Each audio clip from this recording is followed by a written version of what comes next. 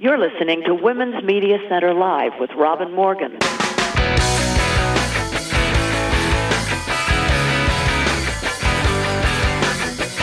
Welcome to Women's Media Center Live. I'm Robin Morgan. This week we have yet another special episode for you. The entire program will be a round table composed of women from the Boston Women's Health Collective discussing the online transformation and rebirth of their great feminist classic, Our Bodies, Ourselves. It's the 50th anniversary of the debut publishing of Our Bodies, Ourselves, shorthanded as OBOS or OBOS. That first edition, printed on inexpensive paper as a large format paperback book, was revised and updated 8 times, most recently in 2011. It has sold more than 4 million copies and has been translated and adapted by women's groups around the world. Today, we'll be talking with some of that original gangster gang, as well as with wonderful new younger activists, some of whom first saw the original OBOS editions while sitting on their mothers' laps, but then grew up to become health practitioners and advocates themselves, as well as being superbly dedicated members of OBOS. But before we get into that, we need to go inside the headlines.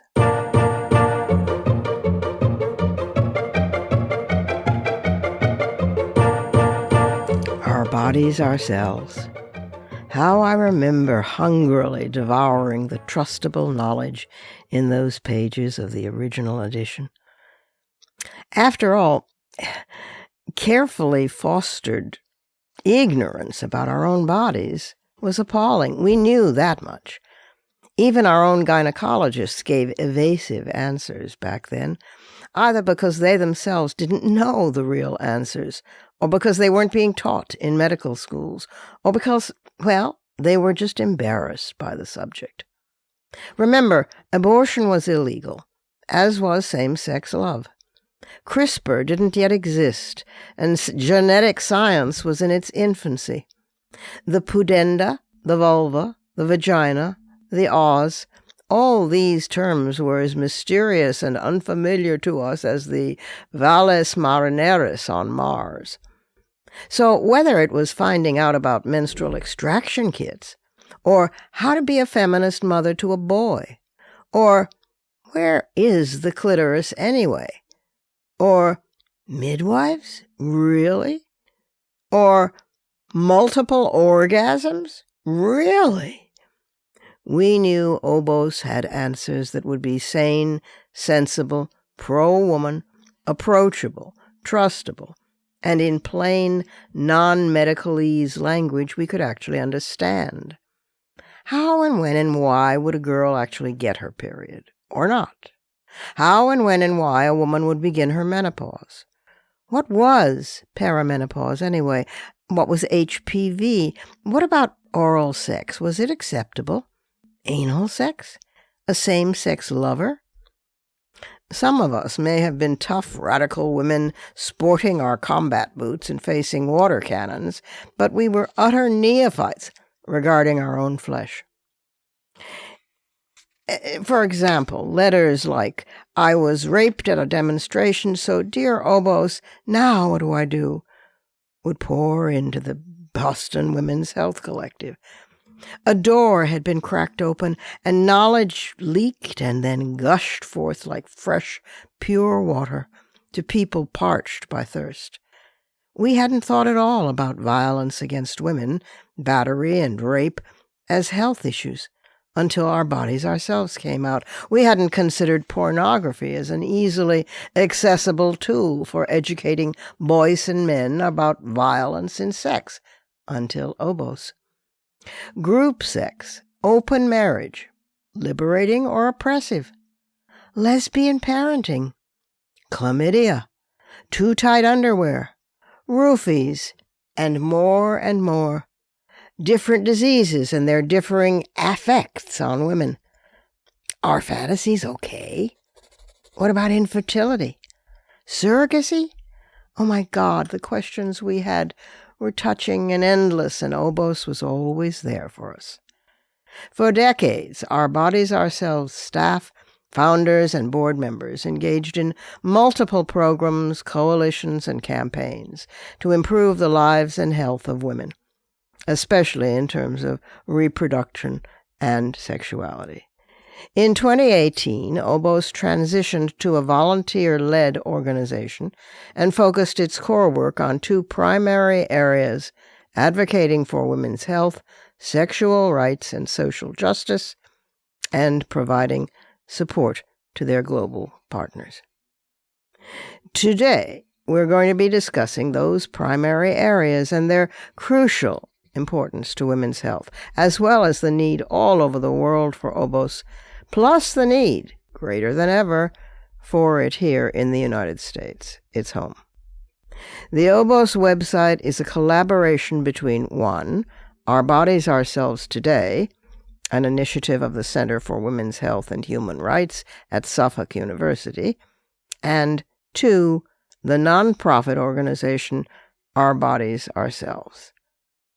This week, our 4 guests are Judy Norsigian, one of the originals, the co-founder of Our Bodies Ourselves.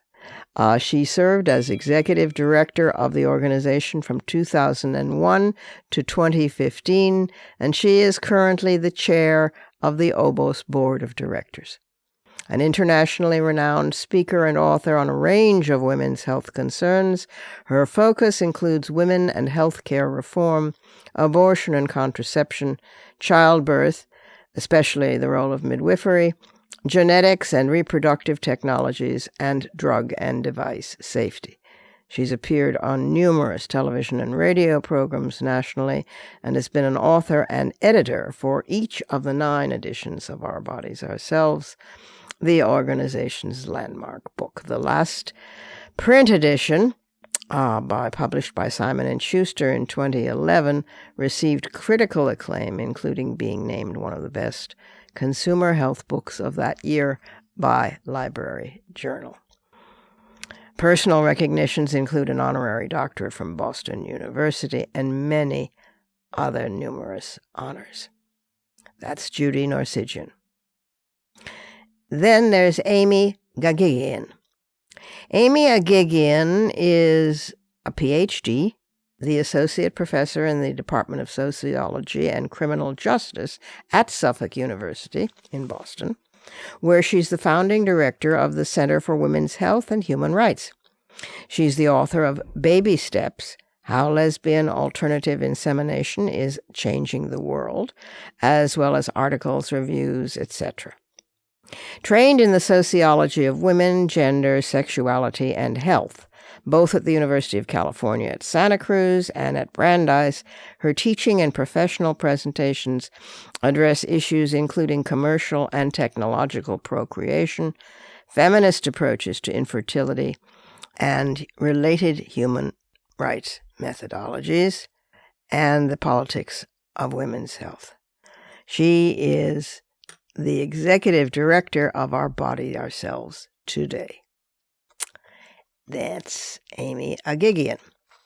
Then, the third member of our distinguished panel is Marta Pagán-Ortiz, who is an assistant professor in the clinical psychology department at William James College. Her area of specific expertise is gender-based violence. Prior to this, she completed a postdoctoral fellowship specializing in trauma at the Victims of Violence program at Cambridge Health Alliance/Harvard Medical School. Originally from Puerto Rico, Marta has lived and worked in the greater Boston area for the last 12 years and received her PhD in counseling psychology from the University of Massachusetts, Boston. Her clinical work has primarily been focused in the areas of Latinx health and trauma. Her scholarship has been in the areas of health disparities and the impact of structural violence. And that was Marta Pagán-Ortiz. And last but definitely not least is Diana Namumbejja. Diana is on the OBOS board of directors. She is a family nurse practitioner practicing at Lowell Community Health Center's Meta Center, where she partners with and provides care to refugees, asylees, immigrants, and their families. She's a recipient of the Judy Beal Nursing Award of Excellence and Diversity and the Alyssa Fraser Love of Life Award from Simmons University. She is a Health Resources and Services Administration Student of the Year. That was in 2018, and participated in the Emerging Global Healthcare Leadership Symposium in London in 2018. And she will be joining Yale University's Graduate School of Arts and Sciences as a PhD candidate. She's a graduate of the University of Massachusetts and the Makerere University Business School in Kampala, Uganda, and has many years of experience in public health and community outreach. She has been an OBOS global partner since 2012, when she became the translator and adapter of several chapters of Our Bodies, Ourselves for Luganda-speaking women in Uganda, and she distributed free copies of the adapted materials to women and girls in rural areas. So she has worked on the ground in the field and hopes to expand this project in coming years to include more adapted and translated chapters from the book. That's Diana Namumbejja.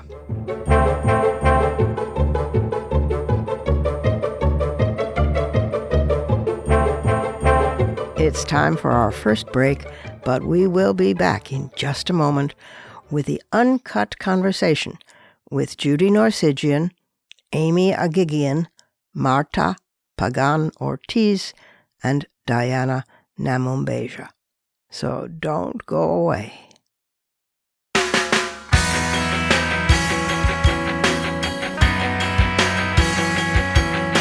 Subscribe to this program on your favorite podcast platform and leave us a review. Follow us on Twitter at WMC Live, like our Facebook page at facebook.com/WMC Live, and visit us at WMCLive.com for more information about our show and our guests. You're listening to Women's Media Center Live with Robin Morgan.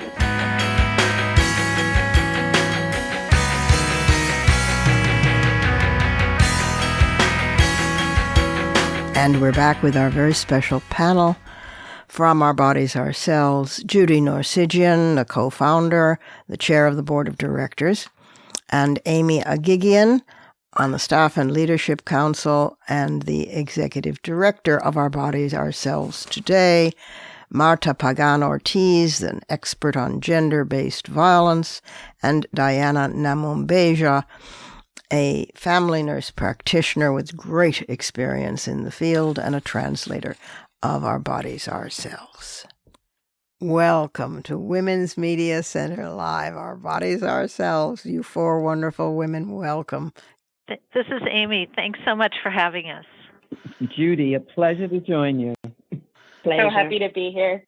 Judy, why don't you begin? You're my contemporary. We go back to the old days and the origins of Our Bodies, Ourselves. I still have my first copy.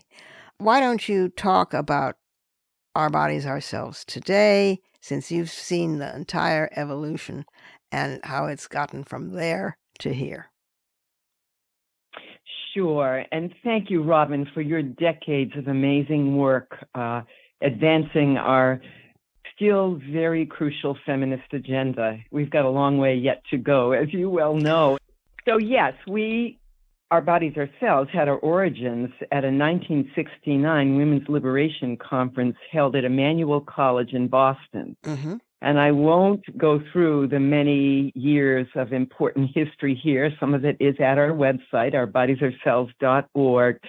But I do want to say that we've been in transition for some time, and included in our many sort of key and crucial moments was a point at 2018 where we decided to transition to a largely volunteer-led organization, which meant we would have some paid consultants, We would no paid staff, and we would have a very active board of directors. It was initially a bit smaller, and now we are 11 individuals. And you're going to be hearing from 3 of us on the board today, myself, Marta Pagán-Ortiz, and Diana Namumbejja Abwoye.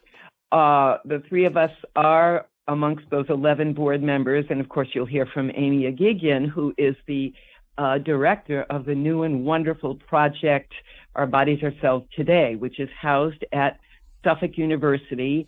Amy has been a longtime sociology professor there, and she's head of their Center for Women's Health and Human Rights. It was the perfect place to launch this digital platform. We were so happy to begin this conversation with Amy and her colleagues, and we found a very generous donor who helped to create a small endowment at Suffolk that would enable this project to go forward. We have been watching the various subject area experts come on board and vet the materials that are out there already and bring them onto this amazing website. And I'll let Amy talk about more about that in a few minutes.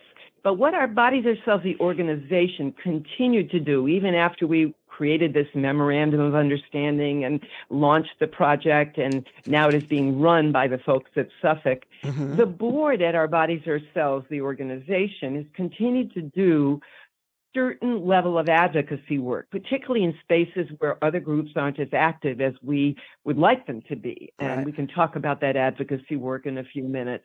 And we also felt it was crucial that we continue to support the women's groups in other countries who would come to us and say, we want to do our own translation adaptation project. We want Our Bodies Ourselves to live in our own region, in our own country. And we needed to be around to give them the translation rights, to support them with the wisdom of other groups that have already done this in other countries. And so in that period, we have been finding ways to support the women in Brazil. And the first volume of what was going to be a 3-volume edition of the Portuguese edition is now out.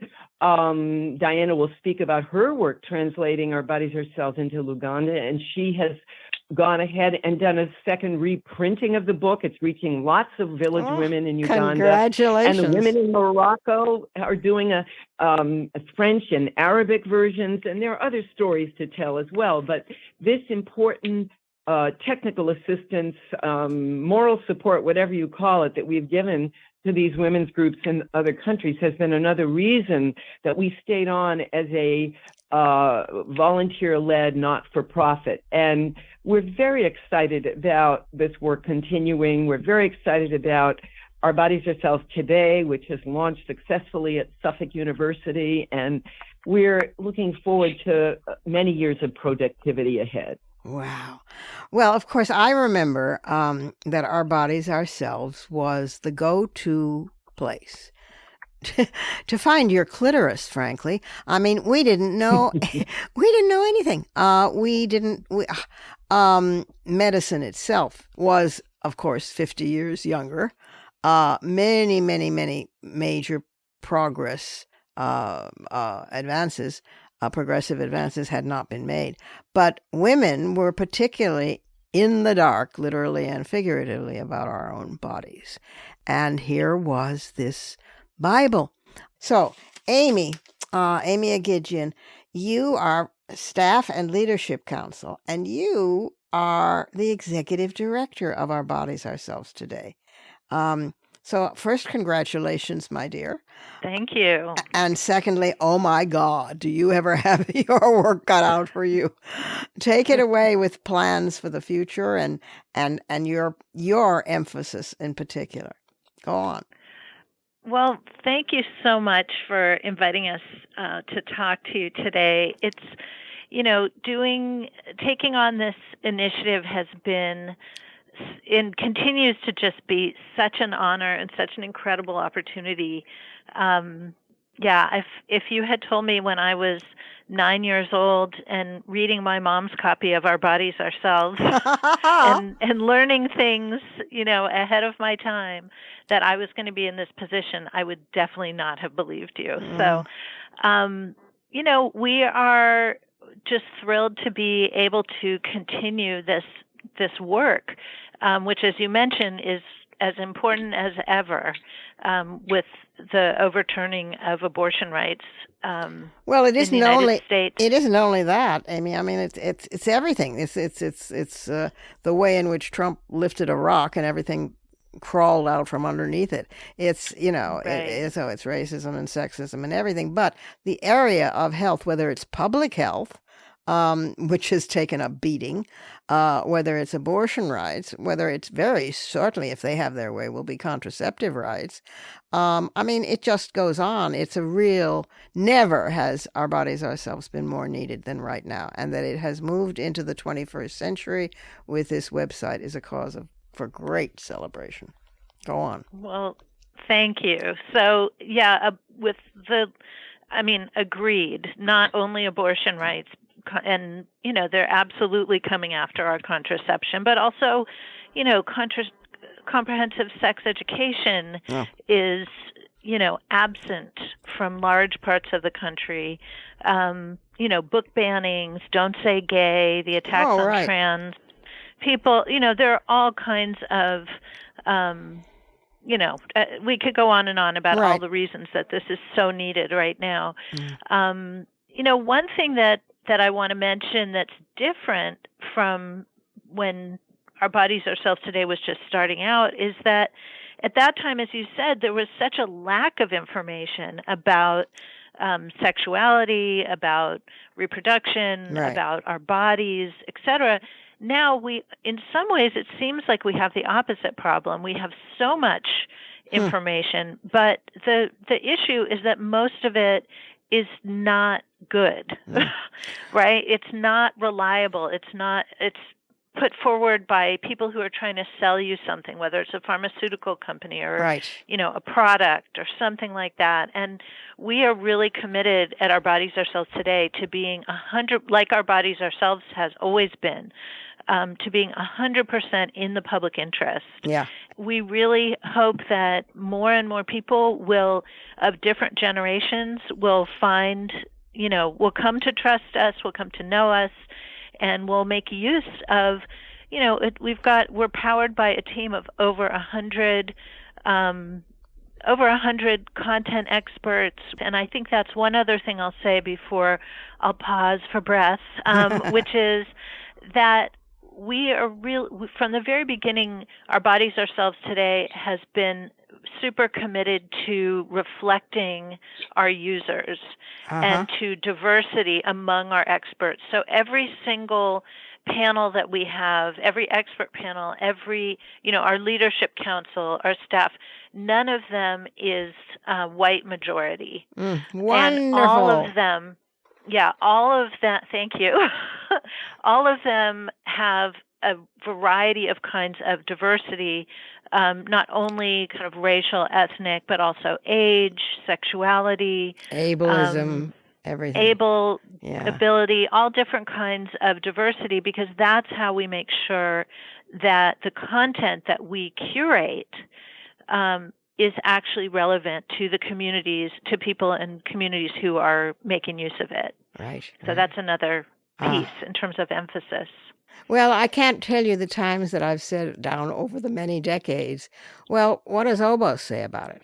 In other words, when the issue of surrogacy came up, for example, and there was a real difference being made between commercial surrogacy, which takes advantage of women, usually of color, often in the global South, on the one hand, and voluntary surrogacy, which is sometimes a sister or a niece or an aunt who conceives when the person who will be the mother herself can't conceive. And that was one of just, hundreds of different cases where my knee-jerk reaction would be, well, what does Obos say about it? Let me just say, insert right here, Robin, that we actually, in response to the many thorny issues created by the global commercial surrogacy industry, we created something called surrogacy360.org, and it's managed now by one of our closest organizational partners, the Center for Genetics and Society out in Berkeley, California. Mm-hmm. And that was a site created for intended parents, for anybody interested in this issue, because there are so many complicated issues. And there's a current article in the New York Times about situation in Cambodia, and a gentleman, a gay man in China, is now in prison as a result of seeking the services of a gestational mother, a so-called surrogate in Cambodia, a woman who wanted to do this for the money, and is very sad he's in prison now. And she is now raising the child. That is what she was asked to do instead of going to prison herself. Mm-hmm. And many of the women who are the gestational mothers are being treated like criminals at this moment in Cambodia. But the article is very interesting in how it raises these issues and how it demonstrates that we have jumped ahead of ourselves. We have not created the needed public policies before we launch into a whole new world order when it comes to alternative family formations. Right. And this is even a controversial issue in New York State, and Our Bodies Are Cells has been active in that debate as well. That's right. Yeah, I remember that when that passed in New York State. Okay, Right. Marta Pagán-Ortiz. You are, well, among other things that you're an expert on, it's gender-based violence, which is, of course, both a public health issue and a private health issue, and one we've been dealing with for 50 years and longer. So take it away. Yes, thank you. I, like Amy, remember being a kid and leafing through a copy of Our Bodies, Ourselves. I don't know if it was my mom's, I don't know if it was the libraries, but it is a thrill to be involved in something that just feels like it has been around my whole life. Mm-hmm. And you mentioned the private and the public, and that's sort of where I come from. I'm a psychologist, and a lot of my work, a lot of my training has been in the private sphere, in regards to gender-based violence, but also, all sorts of health issues and Sure. sexual health issues.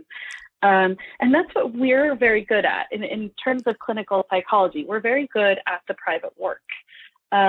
What we have not done so well historically, and many of us, but we're trying to improve on is to really think outside of the therapy spaces and to think about things a little more socially.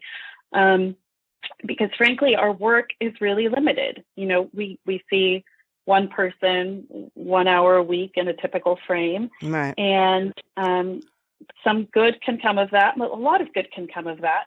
But frankly, we're missing whole pictures and whole communities of people. Yeah. And that's my interest in structural violence and gender-based violence, and really thinking about, why are issues that happen to the individual people that we see, why are they rooted in social structures? Why are they rooted in, norms of society? Why do we see something happen so often, a problem that's so common, and somehow not think, ooh, we may be doing something wrong here? Yeah. What is wrong with this picture? Right. And something that's been wrong for a very, very long time, right? This is not a new issue.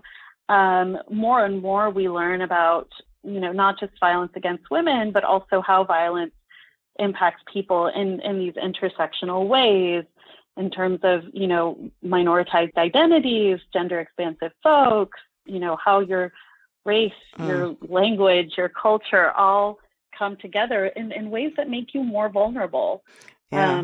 Well, and to also be a victim and a survivor. And also, we don't even see the nose on our face. I say women are always the canaries in the mine, except that the miners have the intelligence to look at the canaries and see when they're dying and get out of the mine, because time after time after time after time, mass killers, mass shooters,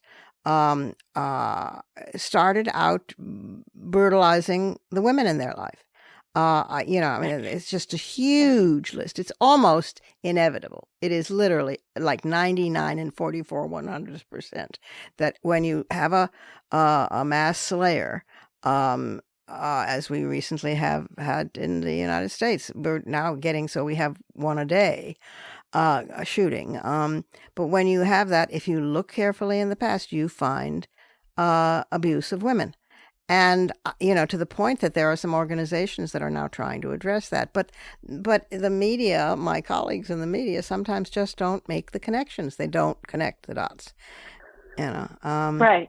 And I hope that that's something that we are targeting with Obos today, is that information is accessible in such a way that people can connect those dots and can see that when we talk about gender-based violence, we're not just talking about, a man hitting a woman. We're talking about all sorts of individuals that get impacted by gender-based violence, including, folks who perpetrate mass shootings.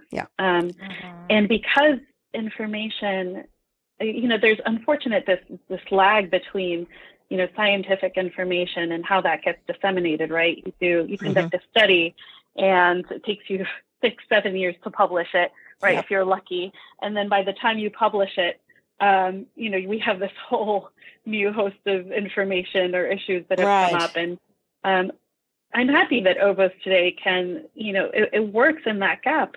It works well because we are constantly including new information, whether it's a preprint, whether it's a blog, by someone who's doing a study on this, that the information is coming out quickly.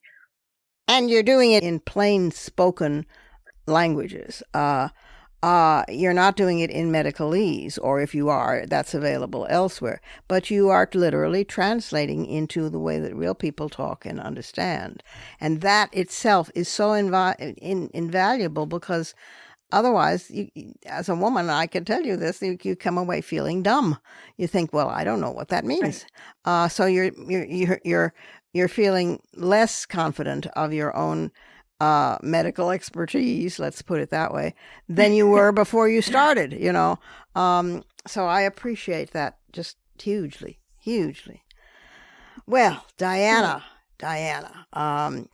you're a member of the board, and you've had years of experience, of course, in public health, and also you were translating, Obos, way back, and working with mothers, and talk about the projects of Obos that are dearest to your heart, if you can pick out which ones. Oh, thank you, Morgan. I must say, as a young feminist, that I'm in awe of your work. And for yes, and for years I have really appreciated the work of the Obos founders and friends, like, a friend of mine, Ruth Hubbard and Denise Bergman, who I feel really discovered me and ignited my feminism engine. And then Judy found me and held on and just never let go. My husband always jokes. That Judy found you and she's never ever gonna let go. No, so she's never ever take you anyway. Thank you so much. So when I think about, as a woman growing up in Uganda, really, truly, I wish, I know Amy and Marta and Judy, you all, not really grew up with it for Judy, but the rest grew up with this resource, but I didn't. And I wish I had, because when I grew up in Uganda, it was a totally different culture. We are talking about a very culture where a man would impregnate a young girl and he would get a pat on the back, but the girl would suffer the consequences of being pregnant and be shunned from society. Yeah. Or, women had no clue what it meant to have sexual pleasure, what it meant to be pregnant and take care of themselves in a more women-centered way. And when I came here a few years ago, and Ruth and Denny gave me this book and I read it page to page, I felt like, oh my God, this is quite something. Yeah. And I really usually say it really ignited my feminism engine, because I was very touched by the fact that women were writing about this, women were talking about their experiences. And it wasn't just what they were talking about. It was how other women were taking this for instance, mean, and use it as a resource for themselves. And that's how I got into translating this book. I thought like if I have read this I think I was in my early mid-20s, I must share this with other women in my culture. And so there it started. I started on translating the book. But the thing that I struggled with, which I also think was one of our colleagues working on the French adaptation recently wrote to us and talked about it, is how different the cultures were. And so the focus was to more adopt this resource and bring it back to the culture where I come from, bring it back so the voices in there make sense. Right. So I personally depended on experiences from other women, finding out, getting the examples. What are your struggles? Let's do this for each other. And then this book came to be alive. I mean, I think my translation is one of the Obos projects that is dear to my heart. So very recently this summer, I was in Uganda and I was able to, have a few copies reprinted, be at one of a community conversation with other women, and then make sure this project goes on through other women who are able to continue hosting these talks amongst each other. Oh, that is... And I think when I think about Obos today, I think, I know so many of my colleagues who have said, could you send us books in English for our bodies ourselves? And it's so hard to move, to transport these books to Uganda. Sometimes it takes forever, or you have to put them on a ship or pay ridiculously to post them. Yeah. But with Obos today, I've actually just been able to say, I have friends who write and ask, well, so-and-so says there's this product, if you wash your vagina with it, it does wonders. Now, so you actually don't need those products. And it's easy for me to send a quick link and say, look at this website. Skim through what makes sense to you, but at least it's something you can quick send to them.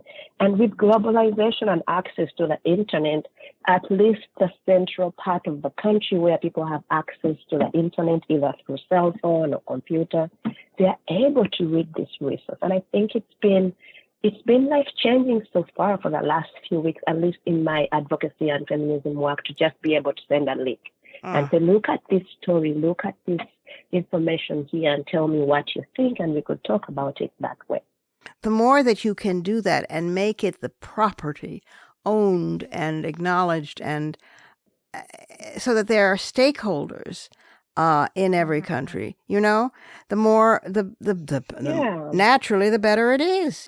Robin, this is Amy. I'd like to just jump in and say that, for us, for Our Bodies, Ourselves Today, we also are having a very gender expansive view of who our work is for and who it addresses. And so instead of, that's another difference between the original Our Bodies, Ourselves and Our Bodies, Ourselves Today is, as you well know, Our Bodies, Ourselves was subtitled a book by and for women, whereas we say that we are for women, girls, and gender expansive people.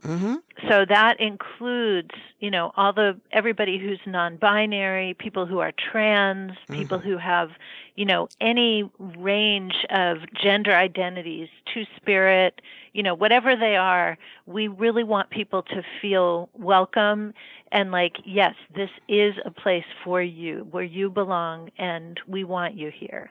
So that's another piece that's really important to us. No, I understand that. But it is also for women. I mean, it is not proscribing that the way that Planned Parenthood now is under pressure from the trans community, not using the word women. And this is Judy, Robin. I want to say that we have thought a lot about this issue, and we are committed to never dropping the terminology women and girls, since women and girls are still, in terms of sheer numbers, subjected to the most amount of discrimination, hostility, violence. We will be adding in language that makes us more inclusive and gender expansive, but we're not dropping this important language that embraces the needs and concerns of women and girls. Wonderful. That's terrific. This is Diane. I'm actually going to put in a plug here about, when we talk about women and girls, which is, the center of this organization and the book, but then, being expansive, as Amy mentioned, I just want to give an example of how I have had several women reach out to me and say, I really, because, my culture, we do not have this freedom of having certain conversations with our children about sexuality and things like that. Yeah. And I have had a privilege of having some women reach out and say, I know you have this amazing book. I am wanting to have a conversation with my daughter about sexuality, about menstruation, about what to expect, about so many things, but I don't know how to start. Oh. Simply because the woman just didn't have that tools, that experience That's passed on generationally from her mom. Yeah. And so what I have focused on for me is this information is really rich in our book or on the website, but I think the focus is to not really alter the culture of wherever the individual is coming from. To not really alter their culture, but to present this information for them to sort through, sieve out what makes sense to them, to their culture, and then leave the rest that belongs to the global north to remain in the global north. But it still does make sense to them, because at the end of the day, the woman's body, or the girl's body, is still the same. And even now, as a clinician, when I see my patients, I see a lot of refugees, and now I'm having a big population from Afghanistan. And it's a different layer, because even I am personally challenged by their culture, which is new to me, and I'm just learning. But it's very important to always just sit back and think about the culture and the context within which you're having a conversation with your patient. So I usually take a step back, and I have now started speaking to the English-speaking Afghan women to understand. And I have provided this resource to them and said, you want to talk about contraception? I have this here. I want you to take a look at all these methods and then come back and see me in a couple of weeks, and we will sort this out. And I always say, I'm not asking you to do what these other women are doing, but I'm asking you to think about it within the context of your culture, and tell me what works for you. And I bet they come back with amazing answers. I bet they come back. Of course, yes. Naturally, of course. Robin, I want to just say one thing about Judy. the challenges and the things that keep us sober. The legacy of slavery, the institution of racism, which embeds itself everywhere in our culture, in our society, especially in this country. It's structural. We have been struggling for so many years trying to challenge institutional racism in the health and medical arena in particular. And there are so many ways in which this has foiled us. I will be honest, we have not always been successful in our efforts. But there are some current initiatives that really excite me. And I want to mention, certainly the challenges facing us in the global commercial surrogacy arena. We mentioned that these are intricately tied to racism and to institutional problems.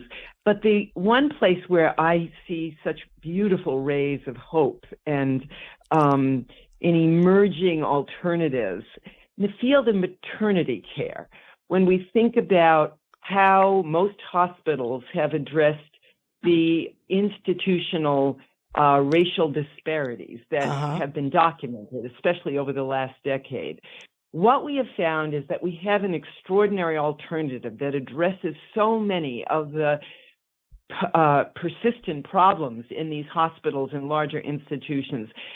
These are the freestanding birth centers, and there are only about 400 of them in the country, but they are such a ray of hope. And more communities of color are striving to create these freestanding birth centers controlled by community organizations, yes, with transfer arrangements to existing hospitals, but they are really a place where especially women of color, but all women who seek a midwifery-led model of care can come and get the kind of maternity care that is simply not available in the vast majority of hospitals. Right. And in Boston here, we have the most exciting neighborhood birth center, which is going to open probably in early 2024.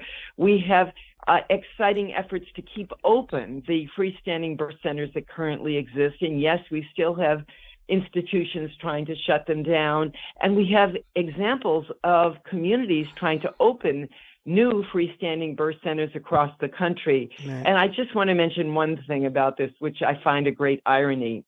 Here we are in 2022 with a horrible situation in Texas when it comes to abortion. God. But Texas is the one state in the whole country that has about 100 freestanding birth centers where women can get the kind of care we're talking about, midwifery-led care. So there's an irony there that one quarter of the birth centers in this country are now in the state which is so hostile to abortion.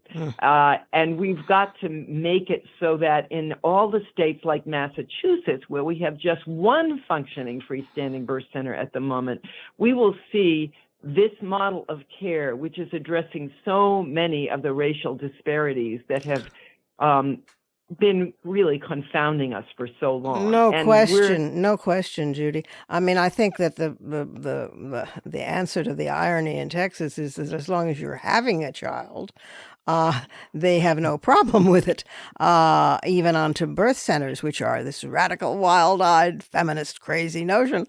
It's just the not having a child that they go bananas over, don't you think? Well, probably yes, and it's more complicated than that. But I am just so happy that Our Bodies Ourselves is trying to find ways to support these community-led efforts, mostly led by women of color. That's great. To create a model that will work. That is just brilliant. It's just wonderful. Robin, this is Diana, and I'm just going to add a teeny bit on what Judy just said. Yeah. As a chocolate woman, like my children always say, I think the best way to address racism, institutional inequities, and racism, especially in healthcare, is to do what this neighborhood bathing center is doing. Yeah. Listen to us, women of chocolate, women of brown, or, women of color. I love chocolate. We refer to that. Yeah.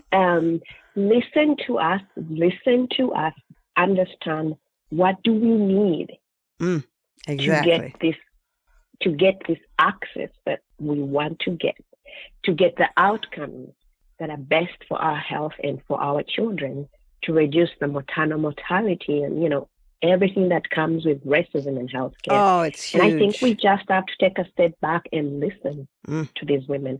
I think many people have done this thing where they come in and say, we want to help these individuals improve. Here is money, invest it in this hospital and let's fix it. You're not fixing it because you're not listening to these women. That never works. Find out from them.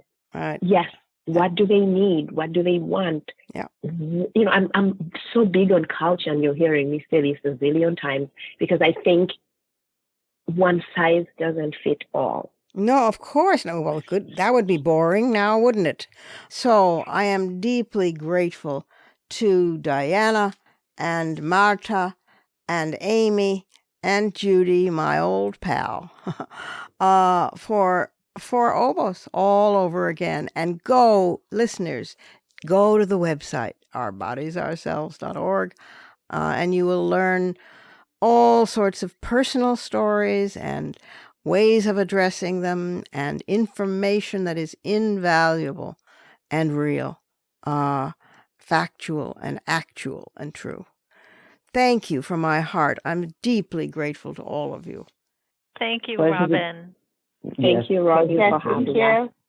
It's time for our final break, but I'll be back in just a moment with some fighting words.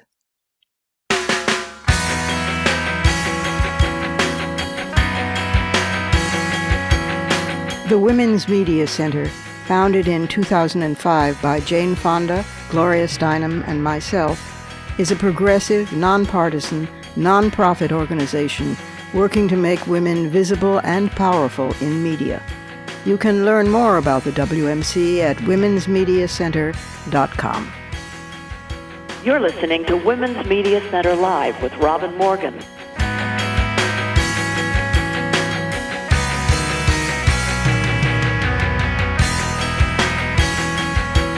Our bodies, ourselves. Those are fighting words.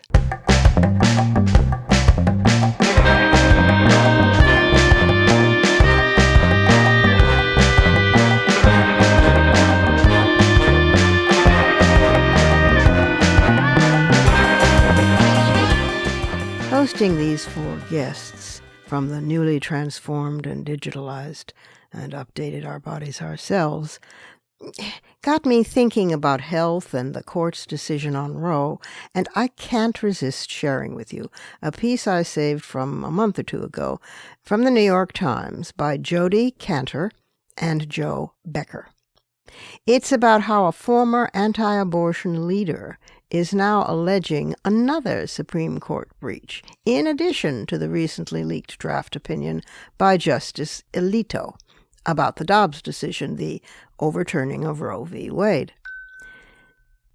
Keep in mind that I nurture this fragile hope that some brilliant, enterprising attorney out there will put these pieces together about the court and start what will become, in my fantasies, a massive grassroots movement to impeach Justices Alito, Thomas, Kavanaugh, Gorsuch, and Coney Barrett, although I'd settle for dumping Alito, Thomas, and Kavanaugh.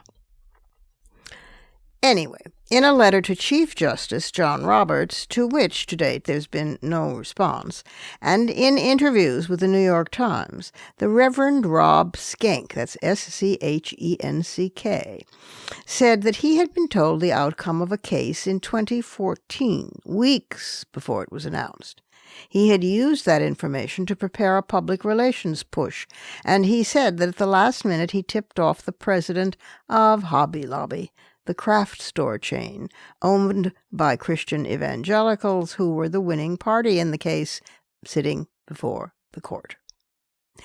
Of course, both court decisions, Hobby Lobby and later on Dobbs, were wild successes for the religious right, and for Opus Dei, the shadowy arch-right-wing Catholic group that I confronted in September, just a month or so ago, in episode 385, to which at least 4, perhaps 5, sitting members of the Supreme Court belong. But the leak of the draft opinion overturning the constitutional right to abortion was a story broken by Politico, and it set off a national uproar. However, the Hobby Lobby decision leak was shared with only a tiny handful of advocates. Now, Schenck's allegation creates an interesting situation. A minister who spent years at the center of the anti-abortion movement has now turned whistleblower. There's also a denial by a sitting justice, and it's Alito again. And the court shows a deep reluctance to get to the bottom in either case. The whistleblower minister, Schenck, who used to lead an evangelical nonprofit in Washington, said he learned about the Hobby Lobby opinion because of his work for years trying to exploit the court's permeability, gaining access to favors traded with gatekeepers and through wealthy donors to his organization, abortion opponents all, whom he called his stealth missionaries. The minister's account comes at a time when there are growing concerns about the court's legitimacy, and Americans are losing confidence in the institution with approval ratings at an historic low. In early June 2014, an Ohio couple who were Reverend Schenck's star donors shared a meal with Justice Alito and his wife Martha Ann. A day later, Gail Wright, another couple member wife present, contacted Schenck in an email. "Rob," she wrote, "if you want some interesting news, please call. No emails." Close quote. Schenck said Mrs. Wright told him that the decision would be favorable to Hobby Lobby and that Alito had written it. Alito really does babble, doesn't he? 3 weeks later, that is precisely what happened. The court ruled 5-4 that requiring family-owned corporations to pay for insurance covering contraception violated their religious freedoms. The decision would have major implications for birth control access and for Obama's new health care law and for corporations' ability to claim religious rights. Alito, in a statement, denied disclosing the decision, saying that he and his wife shared a, quote, casual and purely social relationship, close quote, with the Wrights, a statement challenged by their appointment diaries, and said that the allegation was false. So did Mrs. Wright in a phone interview. A representative for Hobby Lobby would not comment. The whistleblower minister had not been present at the meal himself, but the New York Times interviewed 4 people who said he had told them years earlier about the breach, and emails from 2014 show him directing his staff to prepare for a conservative decision. In another email sent in 2017, he described the disclosure as one of the most difficult secrets ever kept in my life. In interviews and thousands of emails and other records he shared with the New York Times, Reverend Schenck provided details of the effort he called the Ministry of Emboldenment. He recruited wealthy donors like Wright and her husband, encouraged them to invite justices to meals, to their vacation homes, to private clubs. He advised allies to contribute money to the Supreme Court Historical Society and then mingle with justices at its functions. He ingratiated himself with court officials who could give him access. All the while, he leveraged his connections to raise money for his nonprofit, called Faith and Action. And he pursued the Hobby Lobby information to cultivate the business's president, Steve Green, as a donor. Schenck, now 64, has shifted his views on abortion in recent years, alienating him from any of his former associates, and he's now trying to reestablish himself as a progressive evangelical leader. His decision to speak out now about the Hobby Lobby episode, he says, stems from the revelation of the Dobbs decision leak, as well as from his own regret about his own previous actions. Quote, "What we did," he says, "was wrong," close quote. Supreme Court justices mostly police themselves, which Schenck admits he exploited. While they're subject to the same law on recusals as other federal judges, they are not bound by the ethics code that applies to the rest. They can socialize with lawyers or even parties with interest before them, as long as they, quote, "do not discuss pending cases," close quote. Still, the ethics code requires judges to avoid any impression outsiders are in a special position to influence them, and it is this provision that Schenck seemed most designed to test, according to judicial ethics. Schenck gave his stealth missionaries close instruction because he, quote, "knew the public at large would be upset by that kind of access," close quote. He would add, "I would look up at that phrase chiseled into the building of the Supreme Court itself, equal justice under law, and I would think, not really," close quote. Any enterprising attorneys out there with an itch to start an impeachment movement about an injustice? Those are my fighting words. Add yours on, for now, Twitter. And remember to tag us at WMC Live and use the hashtag #FightingWords.